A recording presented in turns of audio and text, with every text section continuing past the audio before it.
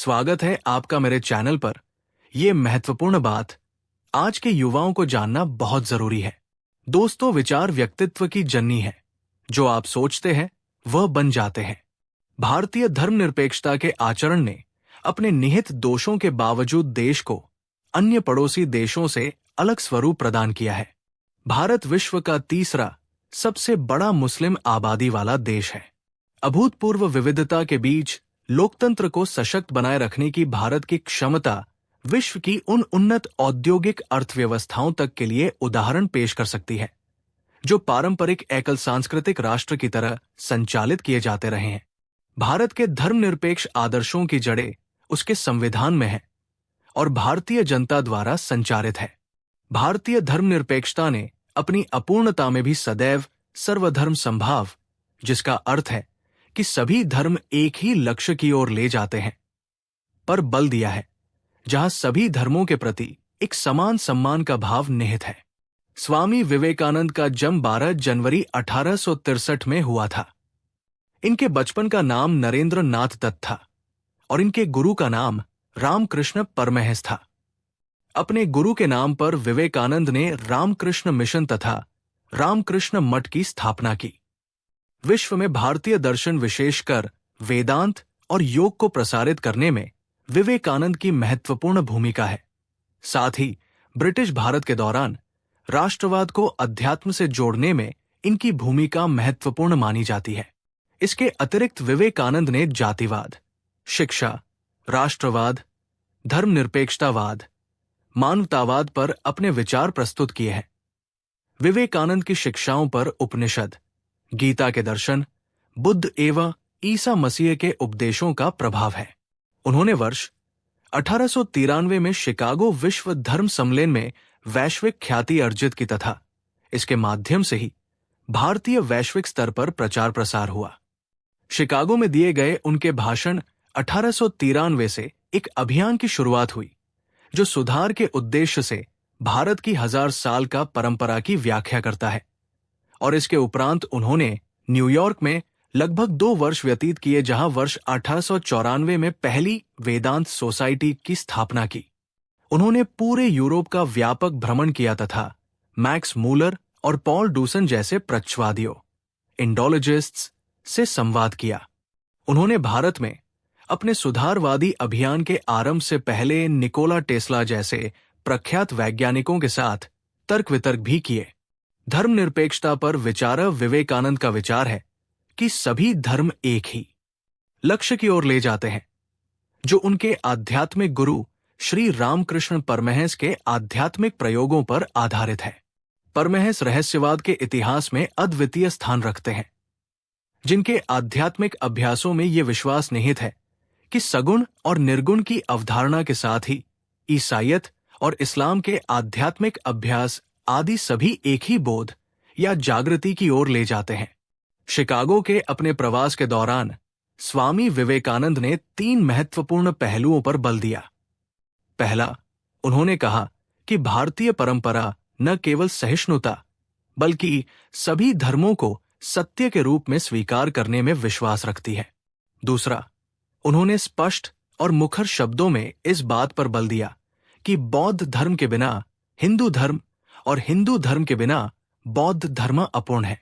तीसरा, यदि कोई व्यक्ति केवल अपने धर्म के अनन्य अस्तित्व और दूसरों के धर्म के विनाश का स्वप्न रखता है, तो मैं हृदय की अतल गहराइयों से उसे दया भाव से देखता हूं और उसे इंगित करता हूं कि विरोध के बावजूद प्रत्येक धर्म के झंडे पर जल्द ही संघर्ष के बदले सहयोग, विनाश के बदले सम्मिलन और मतभेद के बजाय सद्भाव व शांति का संदेश लिखा होगा।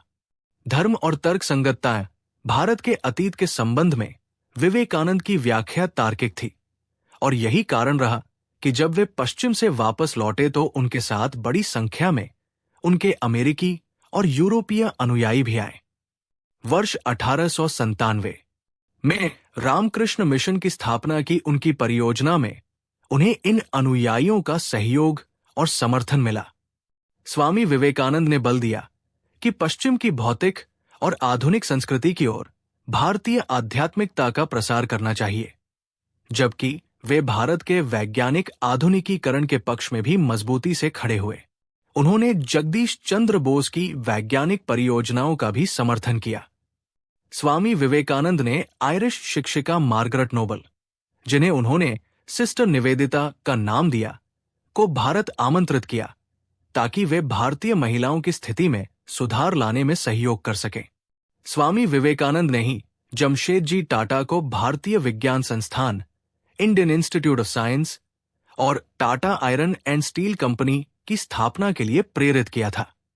भारत को एक धर्मनिरपेक्ष ढांचे की आवश्यकता थी, जिसके चलते वैज्ञानिक और तकनीकी विकास भारत की भौतिक समृद्धि को बढ़ा सकते थे, और विवेकानंद के विचार इसके प्रेरणा स्रोत बने। गांधी, नेहरू पर प्रभाव। विवेकानंद ने आधुनिक भारत के निर्माताओं पर भी महत्वपूर्ण प्रभाव डाला, जिन्होंने बाद में द्विराष्ट्र सिद्धांत को चुनौती दी। इन नेताओं में महात्मा गांधी, जवाहरलाल नेहरू और सुभाष चंद्र बोस शामिल थे।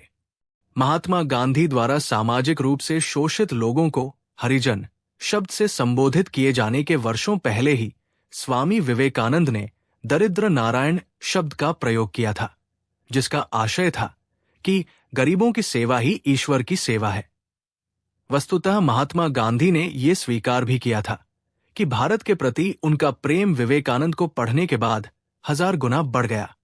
स्वामी विवेकानंद के इन्हीं नवीन विचारों और प्रेरक आह्वानों के प्रति श्रद्धा प्रकट करते हुए उनके जन्म दिवस को राष्ट्रीय युवा दिवस घोषित किया गया।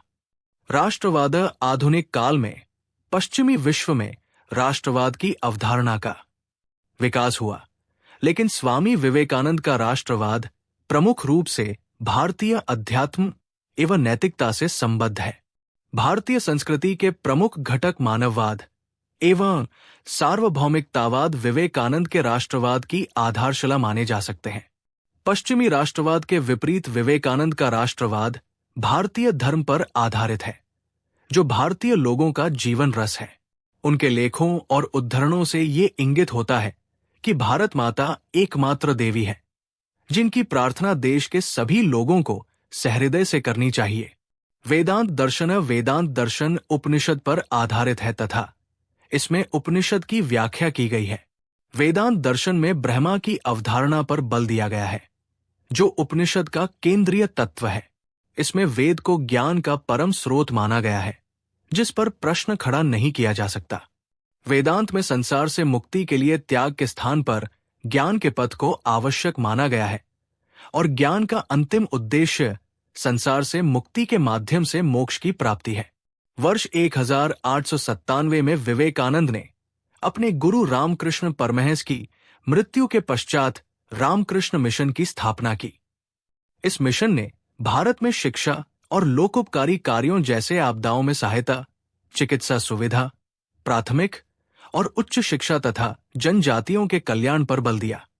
नैतिकताएं अतीत में आधुनिक मूल्यों का विकास न होने के कारण वैयक्तिक एवं सामाजिक जीवन में नैतिकता प्रमुख रूप से धर्म एवं सामाजिक बंधनों पर आधारित होती थी।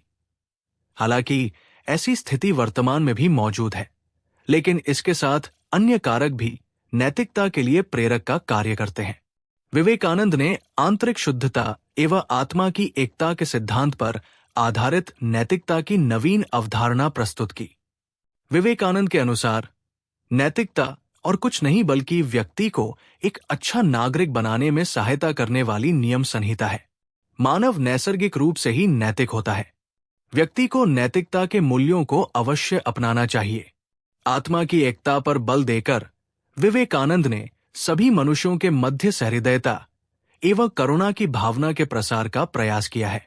युवाओं के लिए प्रेरणा। स्वामी विवेकानंद का मानना है कि किसी भी राष्ट्र का युवा जागरूक और अपने उद्देश्य के प्रति समर्पित हो तो वो देश किसी भी लक्ष्य को प्राप्त कर सकता है। युवाओं को सफलता के लिए समर्पण भाव को बढ़ाना होगा तथा भविष्य की चुनौतियों से निपटने के लिए तैयार रहना होगा। विवेकानंद युवाओं को आध्यात्मिक बल के साथ साथ शारीरिक बल में वृद्धि करने के लिए भी प्रेरित करते हैं। युवाओं के लिए प्रेरणा स्रोत के रूप में विवेकानंद के जन्म दिवस 12 जनवरी को भारत में राष्ट्रीय युवा दिवस तथा राष्ट्रीय युवा सप्ताह मनाया जाता है। राष्ट्रीय युवा सप्ताह के एक हिस्से के रूप में भारत सरकार प्रत्येक वर्ष राष्ट्रीय युवा महोत्सव का आयोजन करती है और इस महोत्सव का उद्देश्य राष्ट्रीय एकीकरण, सांप्रदायिक सौहार्द तथा भाईचारे में वृद्धि करना है। शिक्षा पर बल। स्वामी विवेकानंद का मानना है कि भारत की खोई हुई प्रतिष्ठा तथा सम्मान को शिक्षा द्वारा ही वापस लाया जा सकता है। किसी देश की योग्यता तथा क्षमता में वृद्धि उस देश के नागरिकों के मध्य व्याप्त शिक्षा के स्तर से ही हो सकती है। स्वामी विवेकानंद ने ऐसी शिक्षा पर बल दिया जिसके माध्यम से विद्यार्थी की आत्मोन्नति हो और जो उसके चरित्र निर्माण में सहायक हो सके। साथ ही शिक्षा ऐसी होनी चाहिए जिसमें विद्यार्थी ज्ञान प्राप्ति में आत्मनिर्भर तथा चुनौतियों से निपटने में स्वयं सक्षम हो। विवेकानंद ऐसी शिक्षा पद्धति के घोर विरोधी थे जिसमें गरीबों एवं वंचित वर्गों के लिए स्थान नहीं था। विवेकानंद एक मानवतावादी चिंतक थे। उनके अनुसार मनुष्य का जीवन ही एक धर्म है। धर्म न तो पुस्तकों में है, न ही धार्मिक सिद्धांतों में। प्रत्येक व्यक्ति अपने ईश्वर का अनुभव स्वयं कर सकता है। विवेकानंद ने धार्मिक आडंबर पर चोट की तथा ईश्वर की एकता पर बल दिया। विवेकानंद के शब्दों में, मेरा ईश्वर दुखी, पीड़ित हर जाति का निर्धन मनुष्य है। इस प्रकार विवेकानंद ने गरीबी को ईश्वर से जोड़कर दरिद्र नारायण की अवधारणा दी ताकि इससे लोगों को वंचित वर्गों की सेवा के प्रति जागरूक किया जा सके और उनकी स्थिति में सुधार करने के लिए प्रेरित किया जा सके। इसी प्रकार उन्होंने गरीबी और अज्ञान की समाप्ति पर बल दिया तथा गरीबों के कल्याण के लिए कार्य करना राष्ट्र सेवा बताया। किंतु विवेकानंद ने वेद की प्रामाणिकता को स्वीकार करने के लिए वर्ण व्यवस्था को भी स्वीकृति दी। हालांकि वे अस्पृश्यता के घोर विरोधी थे। स्वामी विवेकानंद का जन्म 19वीं सदी के उत्तरार्ध में हुआ, लेकिन उनके विचार और जीवन दर्शन आज के दौर में अत्यधिक प्रासंगिक है। विवेकानंद जैसे महापुरुष मृत्यु के बाद भी जीवित रहते हैं और अमर हो जाते हैं तथा सदियों तक अपने विचारों और शिक्षा से लोगों को प्रेरित करते रहते हैं। मौजूदा समय में विश्व संरक्षणवाद एवं कट्टरवाद की ओर बढ़ रहा है, जिससे भारत भी अछूता नहीं है। विवेकानंद का राष्ट्रवाद न सिर्फ अंतर्राष्ट्रीयवाद बल्कि मानववाद की भी प्रेरणा देता है। इसके साथ ही विवेकानंद की धर्म की अवधारणा लोगों को जोड़ने के लिए अत्यंत उपयोगी है, क्योंकि ये अवधारणा भारतीय संस्कृति के प्राण तत्व सर्वधर्म संभाव पर जोर देती है।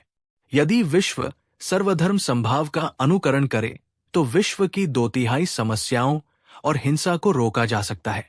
भारत की एक बड़ी संख्या अभी भी गरीबी में जीवन जीने के लिए मजबूर है तथा वंचित समुदायों की समस्याएं अभी भी वैसी ही बनी हुई है। यदि विवेकानंद की दरिद्र नारायण की संकल्पना को साकार किया जाए तो असमानता, गरीबी, गैर बराबरी, अस्पृश्यता आदि से बिना बल प्रयोग किए ही निपटा जा सकता है तथा एक आदर्श समाज की संकल्पना को साकार किया जा सकता है। हमारी नैतिक प्रकृति जितनी उन्नत होती है उतना ही उच्च हमारा प्रत्यक्ष अनुभव होता है और उतनी ही अधिक हमारी इच्छा शक्ति बलवती होती है। यदि कोई व्यक्ति केवल अपने धर्म के अनन्य अस्तित्व और दूसरों के धर्म के विनाश का स्वप्न रखता है तो मैं हृदय की गहराइयों से उसे दया भाव से देखता हूं।